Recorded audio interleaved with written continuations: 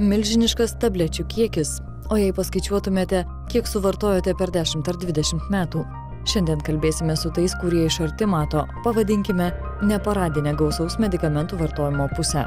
Ir nebūtinai gausaus, kartais tik netinkamo. Mat Lietuvoje, teigia gydytojai, klesti savigydos kultas. Labai dažnai pasitaiko tokia situacija, kai kaimynės pasitarė, viena suradus labai gerą vaistą, parekomendavo kitai, ne tik parekomendavo, bet dar ir davė.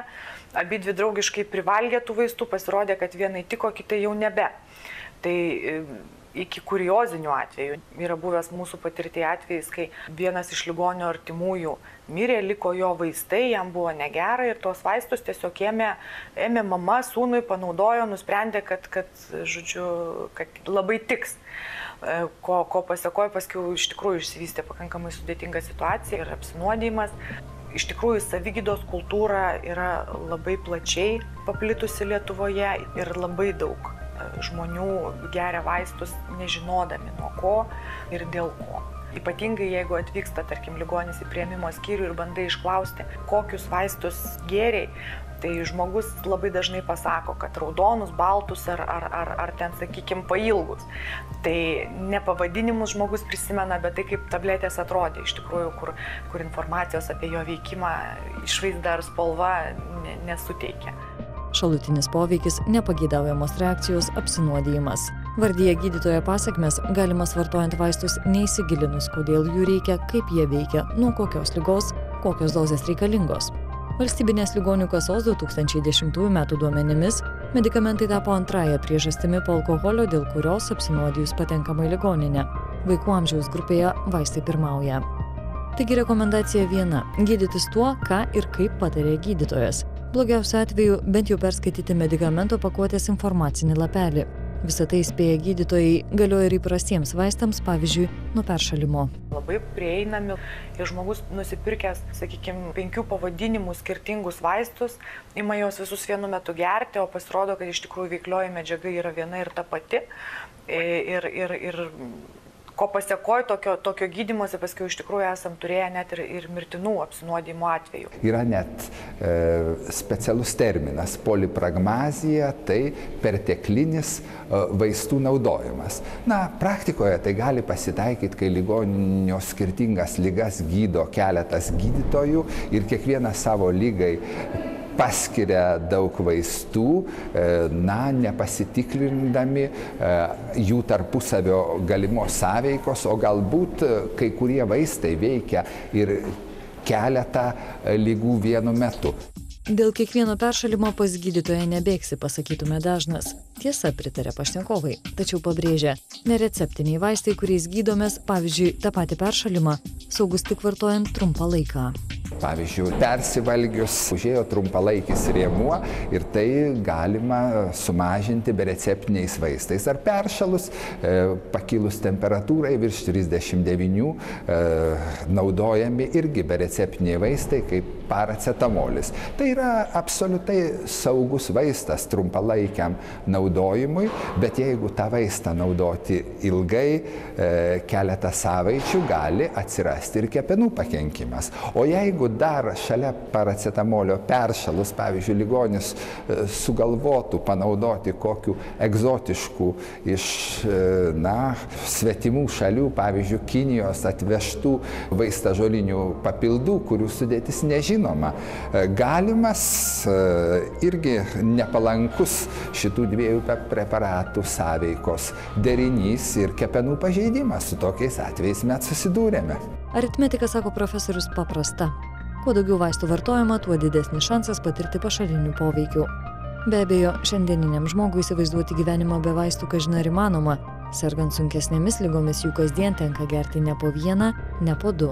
Iš vienos pusės tokios sunkios ligos kaip tuberkuliozė, kur reikia gydyti 4 stipriais tuberkuliozės bakteriją veikiančiais vaistais ir daliai ligonių natūraliai išsivysto kepenų pakenkimas. Tik aišku, reikia tai laiku pastebėti, nuspėti galimas pašalinės reakcijas, svarbu nepasiekti tos kritinės ribos, kai išsivysto ūminis kepenų funkcijos nepakankamumas ir tokiu atveju gali išgelbėti tik tais skubi kepenų transplantacija. Turint galvoj, kad yra Lietuvoje donorų kepenų ir kitų organų donorų trūkumas, per keletą dienų surasti tinkamos kraujo grupės donorą ne visuomet yra realu. Psichologai pastebi ir kitą aspektą. Daugybė žmonių šiandien priklausomi nuo medikamentų ir kartais net ne dėl fizinio, o dėl psichologinio diskomforto. Priklausomybė reiškia, kad žmogus vartoja kažkokią medžiagą, kuri jam suteikia greitą komforto jausmą. Ir susigaudyti, kurie žmonės yra tokie, nėra taip paprasta. Bet aišku, labiausiai piktnaudžiauja vyresni žmonės. Taip pat kai kurios mamos, kurioms baisu, kad vaikas susirgs kokią nors ligą, šeria vaikus vaistais, tampo pas gydytojus irgi. Tiesiog dėl savo baimės ir realiai tuo gali netgi pakenkti vaikų sveikatai. Gal net kas trečias žmogus vyresnis. Paprastas didelis procentas yra priklausomi nuo psichotropinių vaistų. Pavyzdžiui, nemiega be migdomųjų, 10-20 metų iš eilės, tik tai išgėrę migdomuosius miega. Ir iš tikrųjų tada organizme ir atrofuojasi sugebėjimas gaminti natūralius organizmo migdomuosius. Piktnaudžiaujama, pasak psichologės psichoterapeutės, dažniausiai raminamaisiais ir skausmą mažinančiais vaistais, toliau virškinimo sistemai skirtais medikamentais. Pavyzdžiui, moteris, kurios linkia numesti svorį, jos labai mėgsta kaip vitaminą suvalgyti vidurius laisvinančių vaistų ir taip kasdien. Ir paskui prie jų pripranta ir jau po to organizmas pats nebe viduriai savaime užkietėja, jeigu jų negeri. Galima netgi fiziologiškai priprasti. Tai tokie vaistai. Širdies lašai labai, tai parodo, kokie simptomai yra. Kad tie simptomai yra savotiškai vis dėlto labai susiję visi su psichologiniais dalykais.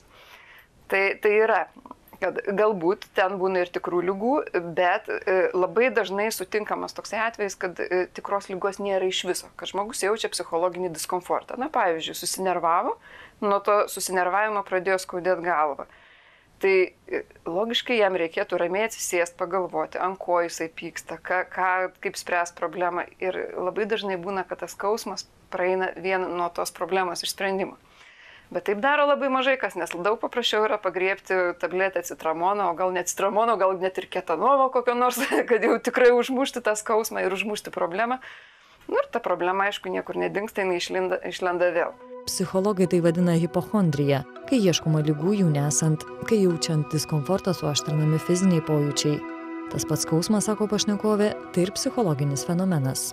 Ten gali būti tik mažytis diskomfortas, o jisai jau jam atrodo, kad čia didžiulis skausmas. Ir jisai tą skausmą dar padidina, jis galvoja, viešpatie, jau nebeištversiu, sėdi, laukia ir pats jį užsiaugina tarsi. Iš viso sako, kad dabar žmonės nori stebuklingų piliulių visais klausimais. Net ir pas psichoterapeutą atėjo, nori, kad jam įkištum stebuklingą sprendimą, jisai jį makt nurijo be jokio sunkumo. Geriausia, sako, užhipnotizuokit mane. Tai reiškia, iš vis nieko nedarau. Tave kažkas tai ten pusiau mieganti kažką įteigia, išeini, viskas tvarkoja. Tai vaistų piliulė yra kažkas tai tokio.